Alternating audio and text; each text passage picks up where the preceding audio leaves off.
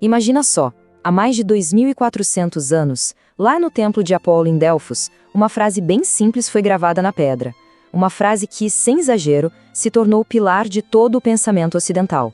Uma frase que, quando a gente entende de verdade, tem o poder de virar uma vida de cabeça para baixo. Conhece-te a ti mesmo. Sócrates abraçou essa frase como lema da sua vida, e com isso, ele revolucionou a forma como o ser humano pensa. O curioso, porém, é que mesmo todo mundo já tendo ouvido essa frase, a lição por trás dela parece que foi esquecida. E fica a pergunta, né? Como pode?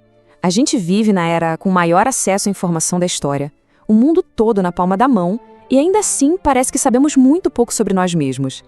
Chegou a hora de desvendar o que realmente significa esse tal autoconhecimento socrático e encontrar a chave que ele esconde. Para entender isso, a gente precisa voltar lá na origem. A história toda começa com uma profecia. O famoso oráculo de Delfos declarou que Sócrates era o homem mais sábio de toda Atenas. E o que ele fez? Ficou chocado e partiu numa missão, não para confirmar a profecia, mas para provar que o oráculo estava errado. E foi nessa busca, questionando os homens mais famosos da sua época, que ele descobriu uma coisa profunda. Enquanto todo mundo tinha certeza de que sabia muito, mas no fundo não sabia nada, Sócrates sabia de uma única coisa, que ele não sabia de nada. E aí ele entendeu o paradoxo. A sabedoria de verdade não é sobre ter todas as respostas, mas sobre reconhecer a própria ignorância. É que Sócrates não era um professor que dava respostas prontas. Ele se via como um parteiro de almas. Que imagem, né? O método dele não era ensinar, era perguntar.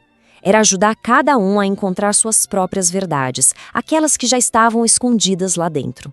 Ele chamou isso de maiêutica, que é exatamente a arte de fazer o parto das ideias.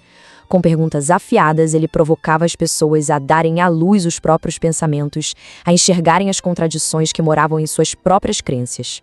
Mas claro, antes de construir, é preciso demolir o que é falso. Para isso, Sócrates usava o elenchos, a refutação. Primeiro, ele quebrava as falsas certezas. Só depois, com o terreno limpo, ele usava maiêutica, para ajudar a pessoa a encontrar a sua verdade interior. Mas para que todo esse trabalho? Para Sócrates, o autoconhecimento não era o ponto final da viagem. Ele era um mapa que leva a uma vida virtuosa e, como consequência, a uma vida feliz. A fórmula dele é como uma corrente. Uma coisa leva a outra. Conhecer a si mesmo leva a conhecer o que é o bem.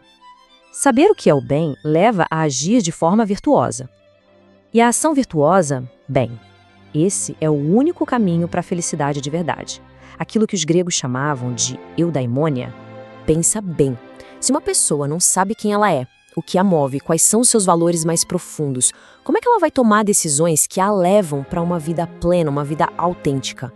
É por isso que o autoconhecimento é a bússola moral que guia cada passo da nossa existência. Ok, se essa lição é tão poderosa, por que a gente foge tanto dela? A resposta está em todo lugar ao nosso redor. A vida moderna é quase uma arquitetura de distrações, projetada para nos manter sempre olhando para fora e nunca para dentro. São as redes sociais, o fluxo sem fim de notícias, o entretenimento constante. Tudo parece conspirar contra a quietude. E com isso, a gente desenvolve um medo profundo do silêncio, porque é ali, no silêncio, que as perguntas mais difíceis começam a ecoar.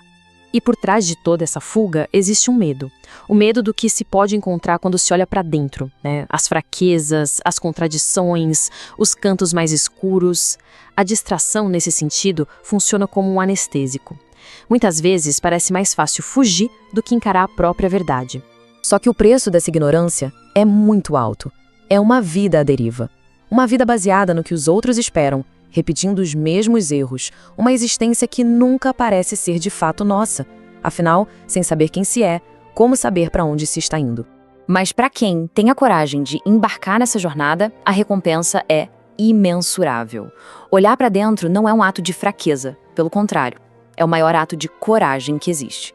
E os frutos disso são bem concretos. Decisões mais alinhadas com os próprios valores, relacionamentos mais genuínos, uma resiliência gigante para lidar com os baques da vida e, talvez o mais importante, a descoberta de um propósito. No fim das contas, é o investimento mais fundamental que alguém pode fazer na própria vida. Então, tá, Como começar? A boa notícia é que não precisa virar um filósofo ateniense para isso. O método socrático pode ser adaptado, pode virar uma prática do nosso dia a dia. O processo pode ser dividido em 3 passos simples. Primeiro, pergunte, questione as próprias motivações. Por que eu agi desse jeito hoje? Que medo está me impedindo? Segundo, reflita. Crie um espaço para o silêncio, talvez com um diário, deixe as respostas virem. E terceiro, viva. Haja de acordo com o que descobri, alinhando suas ações com seus valores.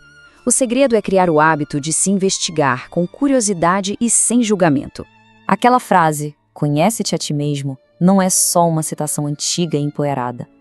Ela é um convite atemporal para a aventura mais emocionante e transformadora que existe. A de descobrir quem verdadeiramente se é. E assim, essa jornada termina exatamente onde começou, com uma pergunta. Fica a reflexão. Qual foi a última vez que, no meio de tanto ruído, alguém parou, olhou para dentro e se fez uma pergunta verdadeiramente profunda? Se esta cápsula de conhecimento expandiu sua mente, há muitas outras a serem descobertas. Inscreva-se e ative as notificações para não perder a próxima dose de reflexão. Sua perspectiva é importante. Deixa nos comentários. Até a próxima cápsula.